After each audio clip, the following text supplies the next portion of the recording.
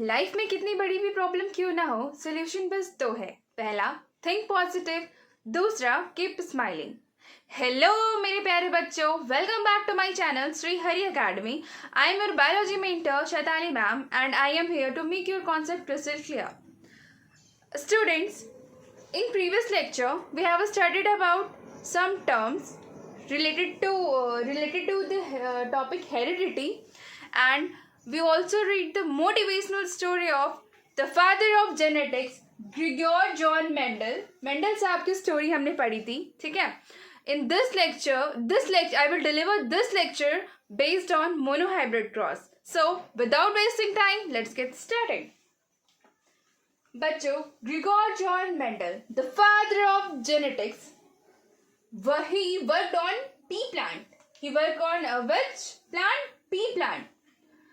The scientific name of pea plant is Pisum sativum. Okay, बच्चों, in the world of science, there is a scientific name of each and every organism. Okay, like your mama called you by some nickname, है ना?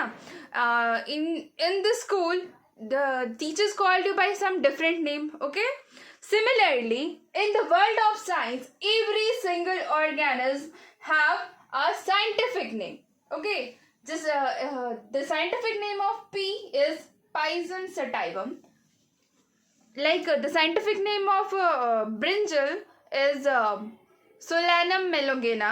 The potato is Solanum tuberosum, है ना?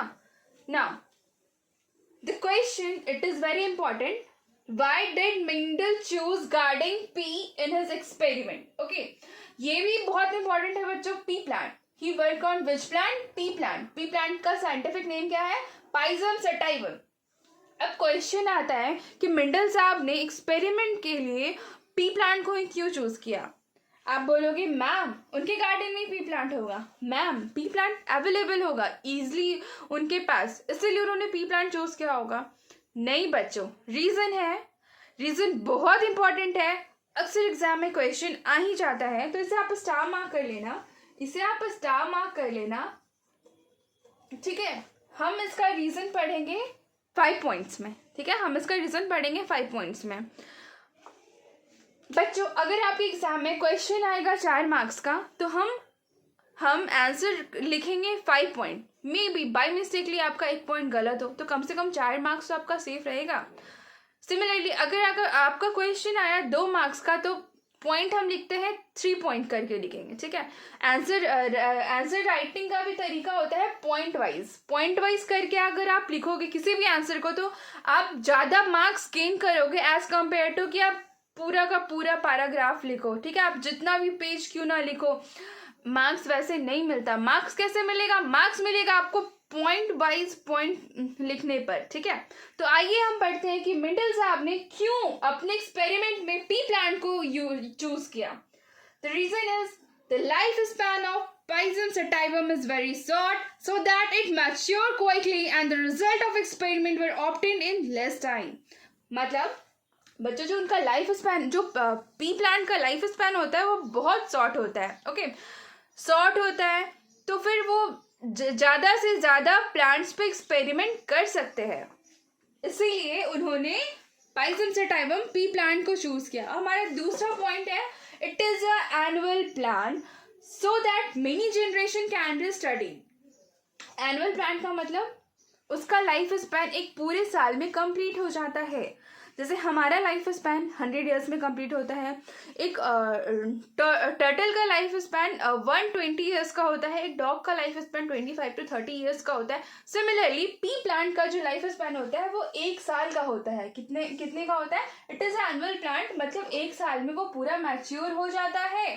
तो कि जो अगर 1 साल में मैच्योर हो जाता है, तो बच्चों हम बहुत सारे जनरेशन पर स्टडी कर सकते हैं। लाइक अगर मेंडल साहब किसी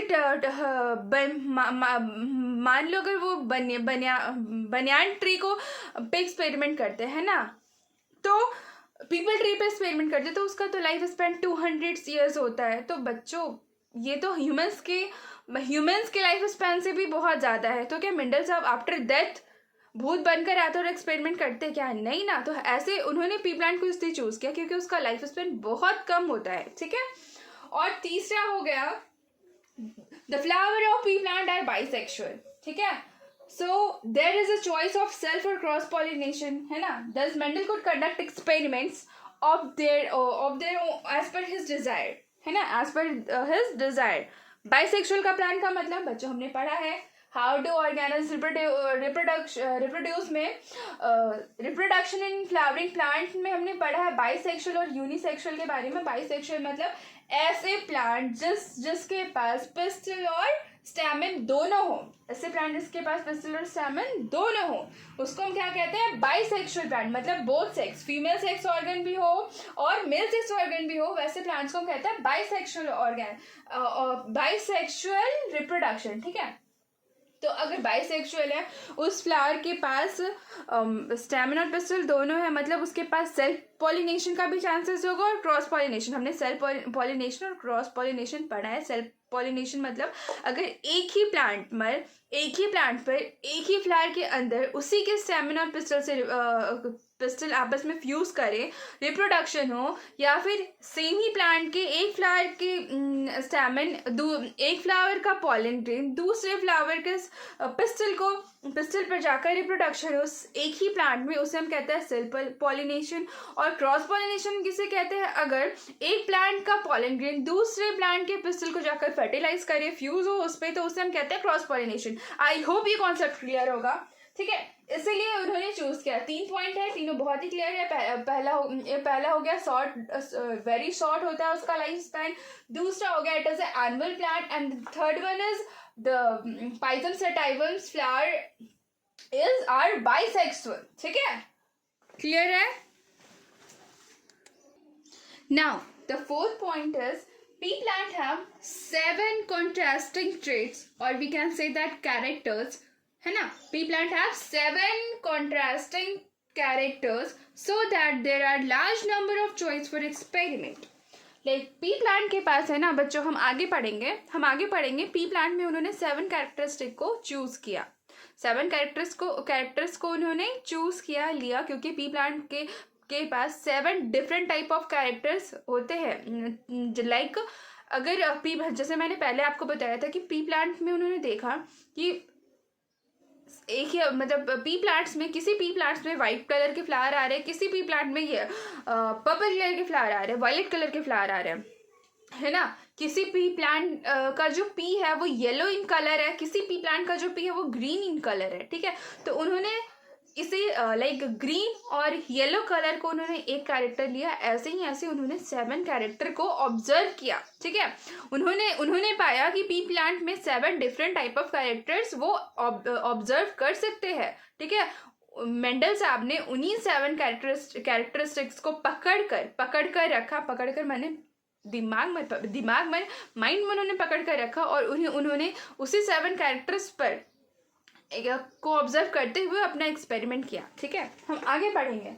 और फिर हमारा लास्ट एंड फिफ्थ पॉइंट है P plant have large number of offsprings, ठीक है। पी प्लांट के पास जो है ना, जब हम आपस में पी प्लांट को ब्रीड करवाते हैं, ब्रीड माने फ्यूज करवाते हैं, ठीक है, उनमें आपस में फर्टिलाइजेशन होता है, तो there is large number of offspring are seen, ठीक है। There is large number of baby plant are seen, you can say that, ठीक है। उससे क्या होगा बच्चों, बहुत सारे ऑफस्प्रिंग मिलेंगे। अगर 2 पी प्लांट को आपस में फ्यूज करवाएंगे तो उससे क्या होगा बच्चों कि हमारे पास बहुत ही बेहतरीन, बहुत ही बढ़िया नंबर्स में प्लांट मिल जाएंगे, ऑफस्प्रिंग मिल जाएंगे, जिससे क्या हो जाएगा, वो स्टैटिस्टिक एनालिसिस कर पाएंगे। स्टैटिस्टिकल एनालिसिस क्या हो गया? It is a branch of science in which both mathematics and science are involved, ठीक है। उन्होंने बच्चों मेंडल साहब ने साइंस और मैथ दोनों पढ़ा था, तो जो उन्होंने पढ़ा वो उन्होंने लगा दिया, है ना। उन्होंने पढ़ा मैथ और साइंस, और उन्होंने मैथ और साइंस दोनों ही अपनी एक्सपेरिमेंट लगा दिया। वो कैसे, वो हम पढ़ेंगे। समझ में आया? आई होप ये दोनों पॉइंट भी बहुत क्लियर होगा आप लोगों को। जैसा कि मैंने बताया, मेंडल साहब ने 7 कैरेक्टर्स को ऑब्जर्व किया इन पी प्लांट्स। वो 7 कैरेक्टर्स क्या क्या हैं, बहुत ही इंपॉर्टेंट है, इसे भी बच्चों आप स्टार मार्क कर लीजिएगा, ठीक है। ये आपके माइंड में होने ही होने चाहिए, और ये भी होना चाहिए कि कौन सा कैरेक्टर, कौन सा ट्रेट डोमिनेंट है और कौन सा ट्रेट रेसेसिव है, ठीक है। पहला कैरेक्टर है सीड से, दूसरा है सीड कलर, तीसरा है फ्लावर कलर, चौथा है flower position, and the fifth one is pod shape, sixth one is pod colour, and the seventh one is stem length, ठीक है। बच्चों देखो, सीड है ना, जो पी का जो बीज है, जो आप मटर का जो ऊपर का जो जब हम हमारे घर में मटर आता है ना, तो वो जो ऊपर का जो रहता है, जैसे हम छिलते हैं, जैसे हम पिल ऑफ करते हैं, वो जो ऊपर का लेयर उसे हम कहते हैं पॉड। उसके अंदर जो गोल गोल हरा हरा यमी यमी जो मटर रहता है ना, उसे हम सीड कहते हैं, ठीक है, उसे हम सीड कहते हैं। तो जो सीड का जो शेप है बच्चों, जब मेंडल साहब जो थे, जब वो एक्सपेरिमेंट कर रहे थे, जब वो ऑब्जर्व कर रहे थे, तो उन्होंने देखा कि जो मटर के दाने हैं कुछ राउंड है, गोल से है, और कुछ मुरझाए हुए रिंकल्ड शेप्ड के, ठीक है। तो उन्होंने देखा बच्चों, ये कौन सा डोमिनेंट है, कौन सा रेसेसिव है, उन्होंने अपने मन से नहीं दे दिया। उन्होंने जब एक्सपेरिमेंट करा, जब उन्होंने प्लांट्स को आपस में ब्रीड करा, तब जो जो उन्होंने अपना इक्वेशन दिया, जो उन्होंने अपना दिमाग दौड़ाया, तो एक्सपेरिमेंट के रिजल्ट के बेसिस पे उन्होंने इस कैरेक्टर को डोमिनेंट कहा, इस कैरेक्टर को रिसेसिव कहा, ठीक है। हम एक्सपेरिमेंट मोनोहाइब्रिड क्रॉस और डाईहाइब्रिड क्रॉस उनका दोनों पढ़ेंगे। आज हम मोनोहाइब्रिड क्रॉस पढ़ेंगे, लेकिन मोनोहाइब्रिड क्रॉस को पढ़ने से पहले ये आपके माइंड में होना चाहिए कि कौन सा ट्रेट, कौन कौन सा ट्रेट उन्होंने, कौन कौन सा कैरेक्टर उन्होंने ऑब्जर्व किया, और कौन सा ट्रेट जो है वो डोमिनेंट है, कौन सा रेसेसिव है। लाइक राउंड शेप है, ये डोमिनेंट था, और रिंकल शेप था, ये रेसेसिव था। मतलब बाप है ना, बाप, मम्मा, पापा और मम्मा, ये ऐसी फैमिली है जहाँ पर पापा का ज्यादा चलता है। पापा कह दिए, पापा वहां पर खड़े हैं, तो मम्मा कुछ नहीं, मम्मा कुछ नहीं। अगर पापा और मम्मा दोनों कैरेक्टर प्रेजेंट है, तो किसका कैरेक्टर शो होगा, पापा का, मतलब राउंड। वैसे सीड कलर, मटर के दाने, आप बच्चों कभी कभी देखते होंगे कि पीली मटर भी आ जाती है और कभी कभी हरी मटर भी आ जाती है ना। जब आप पॉट को ओपन करते हो तो कभी कभी येलो कलर का भी निकलता है और कभी कभी ग्रीन कलर का भी निकलता है, दोनों मटर होते हैं, ठीक है। तो येलो वाला कैरेक्टर जो है वो डोमिनेंट था, ग्रीन वाला रेसेसिव। सिमिलरली फ्लावर भी वायलेट कलर का जो था वो डोमिनेंट था, और ये व्हाइट कलर का रेसेसिव। फ्लावर पोजीशन एक्सिल और टर्मिनल, एक्सिल और टर्मिनल से हम क्या समझते हैं, लाइक कोई प्लांट है, ठीक है, प्लांट है ना,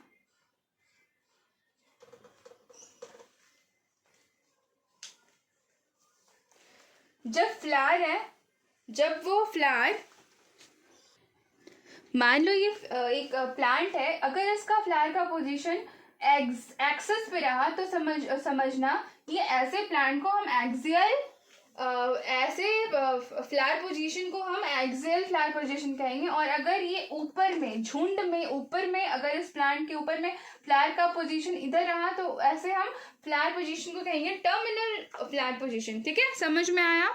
वैसे ही पॉट का जो कलर है, हमारा जो मटर सीड का जो आउटर लेयर है, आउटर पॉट का जो कलर होता है, वो अगर ग्रीन है तो वो डोमिनेंट है, और अगर वो येलो है तो वो रेसेसिव है। यहाँ पर कंफ्यूजन होता है सीड कलर और पॉट कलर में, ठीक है।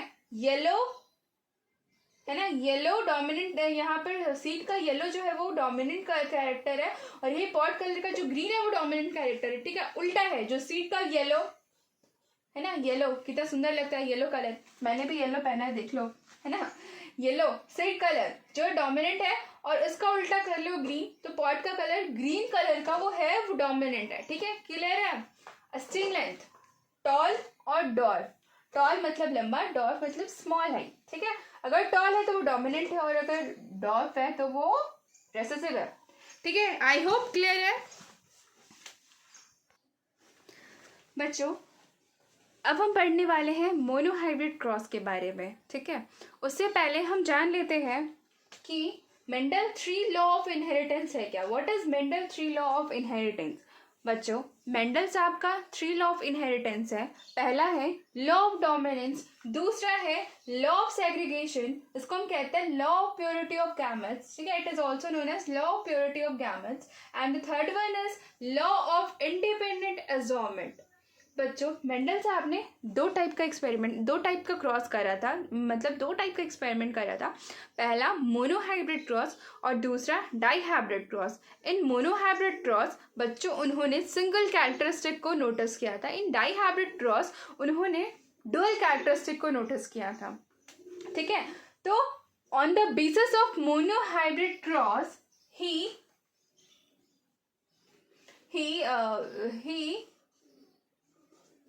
give two laws, law of dominance, law of segregation, on the basis of monohybrid cross. Monohybrid cross. And after doing his experiment on dihybrid cross, he gave the third law of inheritance, law of independent assortment, on the basis of dihybrid cross.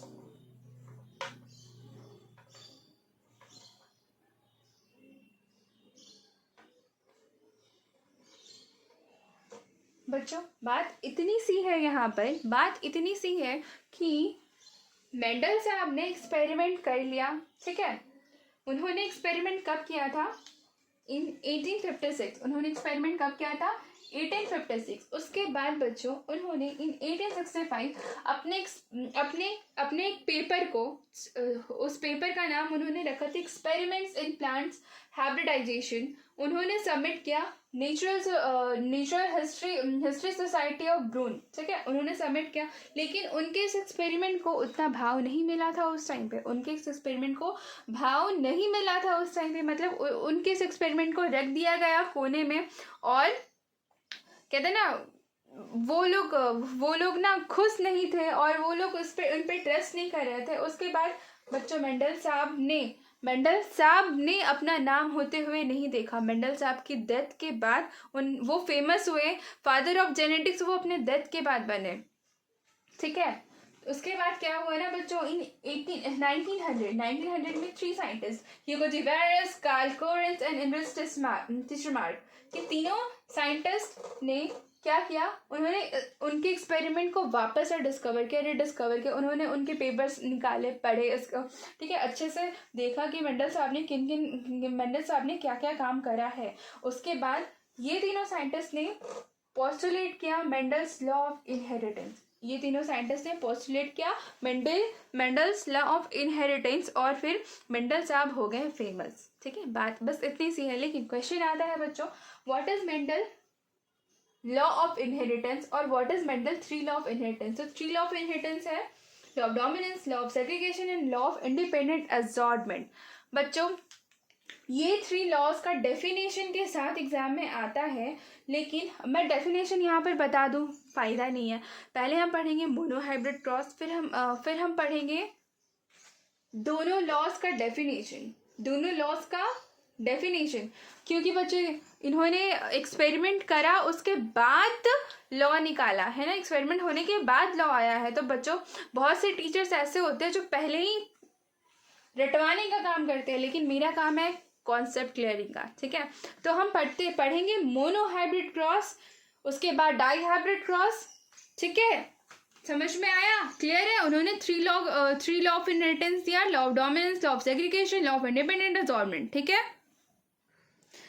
चलिए बच्चों हम पढ़ते हैं monohybrid cross के बारे में, ठीक है। What is monohybrid cross? In monohybrid cross only 1 character is studied at a time, ठीक है। मोनोहाइब्रिड क्रॉस में सिर्फ एक कैरेक्टर को पढ़ा जाता है एट वन टाइम, ठीक है। लाइक हम प्लांट के टॉलनेस के बारे में पढ़ते, उन्होंने चूंकि प्लांट के टॉलनेस पे वर्क किया था, तो अगर हम प्लांट के टॉलनेस को पढ़ते हैं तो सिर्फ हम प्लांट के टॉलनेस के कैरेक्टर को जज करते हुए हम अपना एक्सपेरिमेंट कंटिन्यू करेंगे। अगर हम प्लांट के फ्लावर के कलर को पकड़ते हैं, मोनोहाइब्रिड क्रॉस फ्लावर के कलर को लेकर चलते हैं, तो सिर्फ हम फ्लावर के कलर के बेसिस पर ही अपना एक्सपेरिमेंट कंटिन्यू करेंगे। समझ में आ रहा है? तो बच्चों मेंडल साहब ने क्या कौन सा कैरेक्टर पढ़ते हैं? टॉलनेस का, ठीक है, टॉलनेस का। तो उन्होंने क्या किया, पेरेंट्स मतलब जब उन्होंने एक तो पहला प्योर टॉल प्लांट को लिया और प्योर डॉर्फ प्लांट को लिया, ठीक है। अब मैम आप बोलोगे मैम प्योर टॉल प्लांट कैसे ले लिया और प्योर डॉर्फ प्लांट कैसे ले लिया? तो बच्चों उन्होंने अगेन एंड अगेन ब्रीड कराते गए, वो अगेन एंड अगेन ब्रीड कराते गए प्लांट्स को आपस में, उसके बाद उन्हें मिला प्योर प्लांट, ठीक है। तो उन्होंने प्योर प्लांट जिसका जिसका दोनों एलील्स कैपिटल टी हो, डोमिनेंट है, ऑब्वियसली प्योर प्लांट है तो मतलब उसमें कोई मिक्सअप नहीं होगा, ठीक है। प्योर प्लांट है तो उसमें कोई मिक्सअप नहीं होगा, दोनों ही कैरेक्टर, दोनों ही एलिल्स डोमिनेंट ट्रेट शो करेंगे, ठीक है। दोनों ही एलिल्स डोमिनेंट ट्रेट शो करेंगे। ये कौन सा कंडीशन हो गया, हमने प्रीवियस लेक्चर में पढ़ा था। इस कंडीशन को ऐसे, अगर एलिल्स इस कंडीशन में प्रेजेंट होते हैं तो ऐसे एलिल्स को कहेंगे होमोजाइगस डोमिनेंट, है ना। इसे हम कहते हैं होमोजाइगस डोमिनेंट। और हम इसे क्या कहेंगे, दोनों एलील जो है यहाँ पर, दोनों ही कैरेक्टर्स जो है यहाँ पर वो रेसेसिव में है, तो इसे हम कहेंगे होमोजाइगस रेसेसिव, है ना। Homozygous dominant, homozygous recessive. और बच्चों उन्होंने जब आपस में इस दोनों प्लांट को ब्रीड करा तो ऑब्वियसली ब्रीड करने के लिए उन्हें गैमेट्स चाहिए, गैमेट्स, है ना। तो ऑब्वियसली गैमेट क्या है, सेक्स और सेक्स सेल्स, है ना। मेल सेक्स सेल्स इन फ्लावरिंग प्लांट क्या है, ऑब्वियसली पॉलन ग्रेन, है ना। और फीमेल सेक्स सेल्स इन फ्लावरिंग प्लांट क्या है, अवम, है ना। तो गैमेट्स बच्चों, गैमेट्स है तो ऑब्वियसली इस सेल का गैमेट फॉर्म होगा टी, है ना। As we know that the formation of gametes, the process of formation of gamete take place by the process known as meiosis, reductional division, है ना। अगर पेरेंट सेल के पास number of chromosome double है तो वो जितने हैं उससे हाफ हो जाता है गैमेट्स में, है ना। हैप्लॉइड सेल हमने पढ़ा था प्रीवियस लेक्चर में, आई होप क्लियर है ना, ठीक है। तो यहाँ पर गैमेट्स फॉर्मेशन हाफ टी और हाफ टी, तो गैमेट का फ्यूजन हुआ, यहाँ पर क्या हुआ, गैमेट का फ्यूजन हुआ और बना पहला जनरेशन जिसे हम कहते हैं F1 जनरेशन, टी और टी। ऑब्वियसली ये टी जब ये दोनों गैमेट आपस में फ्यूज करेंगे तो ऑब्वियसली दोनों फ्यूज कर जाते हैं। हमने पढ़ा था कि जो हैप्लॉइड गैमेट्स होते हैं जब फ्यूज करते तो वापस से वो डायप्लॉइड सेल यानी जाइगोट बन जाते हैं, तो ठीक है, ये वापस से डायप्लॉइड हो जाएगा। तो यहाँ पर ऑब्वियसली इसका गैमेट्स कैपिटल टी और इसका स्मॉल टी दोनों मिलकर एक कैपिटल और एक स्मॉल, मतलब हेट्रोजाइगस, मतलब टू डिफरेंट टाइप ऑफ। लेकिन यहाँ पर हेट्रोजाइगस कंडीशन है, लेकिन यहाँ पर पापा प्रेजेंट है जिनका नेचर डोमिनेंट है ना, डोमिनेंट कैरेक्टर का भी प्रेजेंट है। और अगर पापा ने बोल दिया, पापा वहां पर खड़े हैं तो मम्मा का नहीं चलेगा, तो ये हो जाएगा हेट्रोजाइगस टॉल। बच्चों जब मेंडल साहब ने ये दोनों प्लांट को ब्रीड कराया तो उन्होंने पाया कि इनका जो F1 जनरेशन था वो सारा टॉल है, उनका F1 जनरेशन सारा टॉल है। यहाँ पर हो क्या रहा है आप अच्छे से समझना, उन्होंने एक प्योर टॉल प्लांट को लिया और एक प्योर डॉर्फ शॉर्ट प्लांट को लिया, है ना, डॉर्फ यानी शॉर्ट प्लांट को लिया। बच्चों जब इन्होंने इन दोनों को क्रॉस कराया तो यहाँ पर F1 जनरेशन यानी हेट्रोजाइगस कंडीशन है, यहाँ पर हेट्रोजाइगस कंडीशन है। यहाँ पर हम जेनोटाइप्स की बात करें तो ये हेट्रोजाइगस कंडीशन है यहाँ पर। लेकिन हेट्रोजाइगस कंडीशन है, लेकिन उन्होंने पाया जब ये दोनों को आपस में क्रॉस, उन्होंने पाया कैसे, पहले तो उन्होंने ये एक्सपेरिमेंट किया ऑन द फील्ड, उसके बाद वो कंक्लूजन पे आए। तो उन्होंने जब एक्सपेरिमेंट किया, एक प्योर टॉल और प्योर शॉर्ट प्लांट को लिया, तो उन्होंने देखा कि चारों जो प्लांट है ये दोनों के फ्यूजन के बाद जितने भी ऑफस्प्रिंग मिले हैं उनसे, वो चारों का चारों टॉल है। वो कंफ्यूज हो गए कि अगर एक टॉल है एक शॉर्ट है तो चारों के चारों टॉल कैसे है, कुछ तो शॉर्ट होना चाहिए। तो फिर उन्होंने वो कंफ्यूजन के साथ ही उन्होंने वापस से इन प्लांट्स में सेल्फिंग कराया। इन प्लांट्स में क्या कराया, सेल्फिंग, ठीक है। मतलब ये दो प्लांट, इन्हीं प्लांट में से दो प्लांट को लिया उन्होंने, उन दोनों प्लांट का आपस में फ्यूजन करवाया, यानी हाइब्रिडाइजेशन करवाया, ठीक है, ब्रीड करवाया। जब उन्होंने सेल्फिंग कराया, ये टर्म को याद रखना बच्चों, जब ऑफस्प्रिंग का आपस में जब क्रॉस कराते हैं, ब्रीड करवाते हैं, तो उसे सेल्फिंग कहते हैं। जब उन्होंने दोनों को सेल्फिंग कराया तो अगेन एंड अगेन वो वापस से दंग रह गए, हैरान रह गए। क्यों हैरान रह गए? क्योंकि जब ये दोनों लंबे प्लांट्स थे, जब उन्होंने दोनों का ब्रीड कराया तो फिर एक जो है, एक बेबी प्लांट है वो शॉर्ट नेचर का था, एक बेबी प्लांट डॉर्फ था। तो वो बहुत कंफ्यूज हो गए कि ऐसा कैसे, हमने तो दो बड़े बड़े लंबे लंबे टॉल प्लांट को रखा था, तो फिर एक शॉर्ट प्लांट कैसे हो गया? तो बच्चों, मेंडल साहब ने लगाया अपना दिमाग, उन्होंने जोड़ दिया मैथ और साइंस दोनों को यहाँ पर, ठीक है। तो उन्होंने क्या किया, अपना बोलते ना स्टैटिक्स रूल, स्टैटिकल्स पार्ट, उन्होंने अपने ब्रेन का स्टैटिक्स पार्ट, कहते ना स्टैटिक्स पार्ट्स को एक्टिवेट किया और उन्होंने दे दिया एक इक्वेशन। अगर हम सेल्फिंग करेंगे दोनों प्लांट को, तो उन्होंने फिर उस बेसिस पर उन्होंने दिमाग लगाकर एलिल्स और ये सब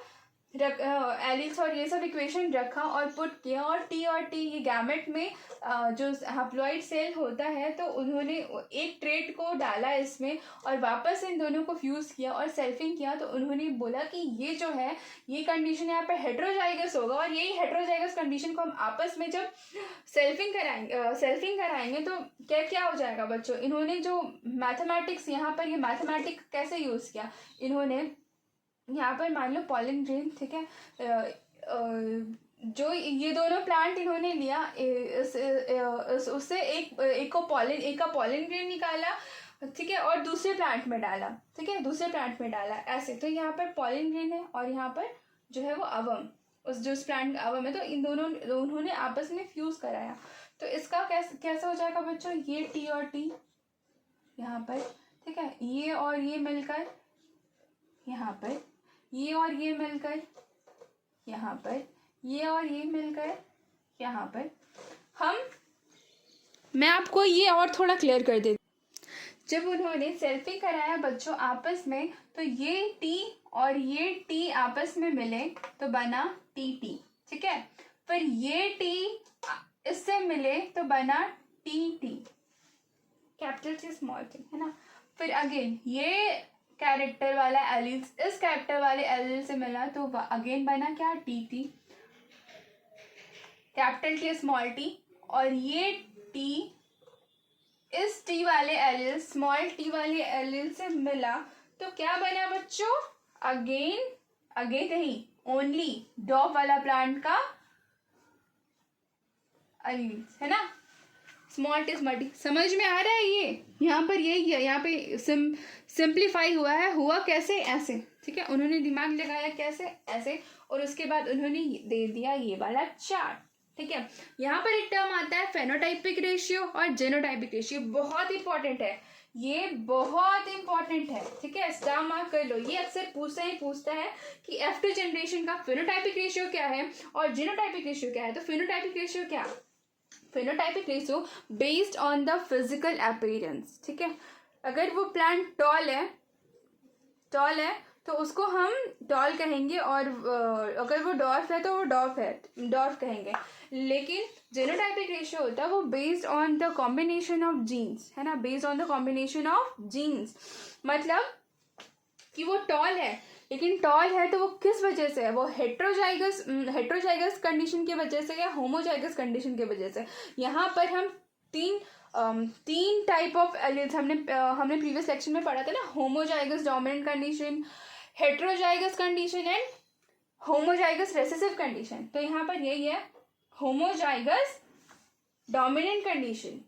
होमोजाइगस डोमिनेंट कंडीशन कहाँ है, जहाँ पे दोनों ट्रेट है, जो दोनों एलिल है वो डोमिनेंट होगा। यहाँ पर है ना, एक है सिंगल, है ना। फिर क्या है, हाइब्रिड टॉल मतलब हेट्रोजाइगस कंडीशन, जहाँ पर दोनों है, टॉल वाला भी और डॉर वाला भी, मतलब डोमिनेंट भी है और रेसेसिव भी है, दो जगह दिख रहा है, तो दो, ठीक है। और डॉर्फ बेचारे अकेले, मम्मा का, अगर पापा डोमिनेंट नेचर के हैं, मतलब पापा जिस फैमिली में सिर्फ पापा का चलता है, तो जब पापा नहीं रहता है तभी माँ का चलता है। यहाँ पर पापा कहाँ नहीं है, कैपिटल टी कहाँ नहीं है यहाँ पर, तो सिर्फ मम्मा का चलेगा। तो वो dot plant, so dot nature का हो जाएगा। अगर हम कैरेक्टर टॉलनेस की बात करें तो डॉट नेचर का हो जाएगा, और वो है कितना, एक। तो यहाँ का जीनोटाइपिक रेशियो क्या है, 1:1। फेनोटाइपिक रेशियो क्या है, 3:1। फेनोटाइपिक रेशियो क्या है, 3:1। और जीनोटाइपिक रेशियो क्या है, 1:2:1। ये बहुत इंपॉर्टेंट है बच्चों, ठीक है। आई होप मोनोहाइब्रिड क्रॉस आप सबका क्लियर होगा, है ना। अब हम पढ़ेंगे मोनोहाइब्रिड क्रॉस के बेसिस पे उन्होंने 2 लॉ दिया था, है ना। 2 लॉ दिया था, पहला दिया था लॉ ऑफ डोमिनेंस और दूसरा दिया था law of purity of gametes, है ना। तो हम वो दोनों लॉ पढ़ते हैं क्योंकि हमने मोनोहाइब्रिड क्रॉस को बहुत ही बेहतरीन तरीके से पढ़ लिया है।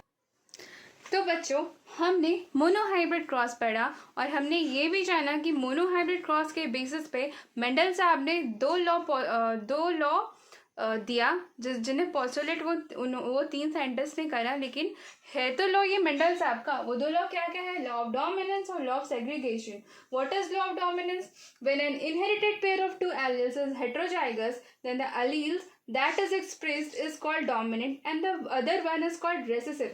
यानी कि अगर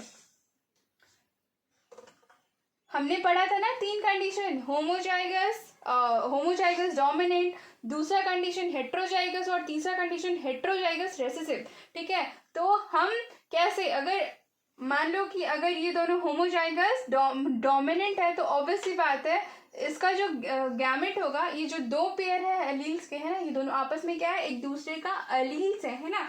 ये क्या है, अगर मान लो कि अगर हेट्रोजाइगस कंडीशन है, ठीक है, हेट्रोजाइगस कंडीशन है, ठीक है। तो जो अगर ये कैपिटल टी और स्मॉल टी, ऑब्वियसली भाई मम्मा पापा वाला कहानी है, यहाँ पर डोमिनेंसी किसकी है, अगर फादर की है।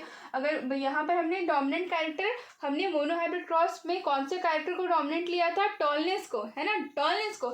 अगर यहाँ पर टॉलनेस और डॉर्कनेस दोनों है तो यहाँ पर शो करेगा टॉलनेस, है ना। F1 जनरेशन में सारे प्लांट्स कैसे थे बच्चों, टॉल थे, है ना, टॉल थे। तो वो जो है टॉलनेस का कैरेक्टर है वो डोमिनेंट होगा। और जो दूसरा रेसेसिव वाला कैरेक्टर डॉट प्लांट, तो F1 जनरेशन में दिख नहीं रहा था ना, तो फिर वो रेसेसिव होगा। बस लॉ ऑफ डोमिनेंस वही है कि जिसमें दम है वही दिखेगा, जिसमें दम है वही दिखेगा। This is called law of dominance. और दूसरा लॉ क्या है, लॉ ऑफ सेग्रीगेशन। मतलब law of segregation, obviously segregation का मतलब सेग्रीगेट होना, है ना। तो इसको हम क्या कहते हैं, this law is also known as law of purity of gametes. तो बच्चों, लॉ ऑफ सेग्रीगेशन क्या कहता है, लॉ ऑफ सेग्रीगेशन कहता है, it is law of segregation states that during gamete formation copies of gene और एलील्स आर डिवाइडेड और segregated so that the offspring, मतलब baby plants, offspring acquired one factor from each parents. जैसा कि बच्चों हम लोगों ने मोनोहाइब्रिड क्रॉस में देखा था, जब गैमेट का फॉर्मेशन हुआ था, पेरेंट सेल के बाद, जब पेरेंट्स के बाद गैमेट का फॉर्मेशन हुआ था, मान लो ये पेरेंट है, तो गैमेट का फॉर्मेशन हुआ था, तो वहां पे सिंगल अलील गया था, सेपरेशन ऑफ गैमेट्स हुआ था, यहाँ पे प्योरिटी थी, यहाँ पर कोई मिक्सचर था नहीं था। ऑब्वियसली गैमेट का फॉर्मेशन कैसे होता है, गैमेट का फॉर्मेशन होता है by the process of meiosis, है ना, रिडक्शनल डिवीजन। यानी कि जितने भी नंबर ऑफ क्रोमोसोम्स होता है वो हाफ हो जाता है। मतलब जितने भी chromosome, obviously what is chromosome, DNA, है ना, डीएनए में क्या होता है, जिन होता है ना। तो फिर वो हाफ हो जाता है, मतलब प्योर रहता है गैमेट्स, वो है एकदम प्योर रहता है, कोई इसमें मिक्सचर नहीं होता, ठीक है, गैमेट प्योर रहता है। वही कहता है कि state that during gamete formation copies of gene और एलील्स आर डिवाइडेड और segregated so that the offspring acquire one factor from each parents. अब अगर ये मान लो, ठीक है, अगर पेरेंट्स और 2 पेरेंट्स है, मान लो, हम सब देखेंगे, हम सब समझेंगे, ठीक है, हम सब देखेंगे, हम सब समझेंगे। मान लो ये प्लांट, इसमें दोनों में हमने जब ब्रीड कराया था, दोनों में हमने जब फ्यूजन करवाया था, तो बच्चों कैरेक्टर एक एलील इससे और एक एलील इससे, है ना, हम लोगों ने पढ़ा था एक एलील इससे और एक एलील इससे। ये दोनों मिलकर फॉर्म हुआ था ऑफस्प्रिंग में बेबी में, मदर का भी और फादर का भी गया था। ये मदर और फादर दोनों का अलील मीट हुआ था। फिर अगर इसका और इसका ब्रीड करवाए थे तो वापस से ऐसा ऐसा कुछ कंडीशन आया था, ऐसा ऐसा कंडीशन आया था, है ना। 4 कंडीशन ऐसे ऐसे ही थे। हम बात करते हैं अर्बन जनरेशन की तो चारों कंडीशन ऐसे ऐसे ही थे, लेकिन दोनों में से दोनों का सिंगल सिंगल अलील मिलकर बना था, दोनों का अलील था। तो वही यहाँ पे कह रहा था, it states that during gamete formation copies of gene और एल्स आर डिवाइडेड और segregated so that the offspring acquired one factor from each parents. ठीक है, गैमेट फॉर्मेशन में जो जीन्स और एलील का कॉपीज होता है वो तो ऑब्वियसली सेग्रीगेट होता है, हम सबको पता है गैमेट फॉर्मेशन कैसे होता है, मियोसिस प्रोसेस से। उसके बाद जो ऑफस्प्रिंग होता है बच्चों, ऑफस्प्रिंग कैसे बनते हैं, फ्यूजन ऑफ मेल और फीमेल गैमेट्स दोनों से। तो जाहिर सी बात है बच्चों, उसमें दोनों का 1 factor from mother 1 factor from father, दोनों का आपस में फ्यूज होगा, है ना। समझ में आया? आई होप मेरा ये लेक्चर आप सबको बहुत ही अच्छे तरीके से समझ में आया होगा, और अगर मेरा बढ़ाया हुआ आप सबको बहुत अच्छे से समझ में आया है तो प्लीज़ मेरे चैनल को लाइक, सब्सक्राइब और शेयर ज़रूर करें। मैं आपकी शैताली मैम हमेशा आपके लिए हाजिर हूँ। कुछ भी डाउट्स होगा तो प्लीज़ कमेंट सेक्शन में कमेंट करना। Thank you, have a nice day. धन्यवाद।